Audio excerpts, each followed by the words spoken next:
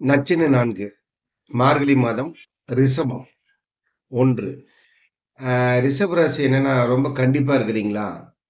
எல்லா விஷயத்திலயும் கொஞ்சம் அ இருக்கட்டும் கண்டிப்பு. ஆனா இந்த மாசம் கொஞ்சம் கண்டிப்ப குறைச்சுக்குங்க. உங்களுக்கு நல்லது கிடைக்கும். 2. இந்த மருத்துவம் சார்ந்த தொழில்கள், டாக்டர் யார் வேணாலும் இருக்கலாம். மருத்துவம் சார்ந்த தொழில்ல இருக்கிறவங்க எல்லாத்துக்கும் இந்த மார்கழி மாசத்துல ஒரு நல்ல ஏற்றம் காணப்படுகிறது.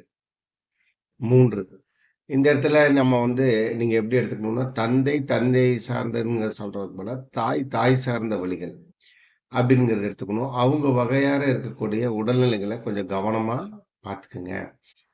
ஒண்ணு தந்தை தாயா இருக்கலாம், இல்லாட்டி தாய் வழி உறவினர்கள்ல இருக்கலாம். பார்த்துக்குங்க. 4 4வது எப்படின்னா, உங்களுக்கு ஜனவரியோடைய முற்பகுதின்னு சொல்லலாம். உங்களுக்கு லாபம் காத்துட்டு இருக்கு. என்ஜாய் பண்ணுங்க மார்கழி மாசத்துல.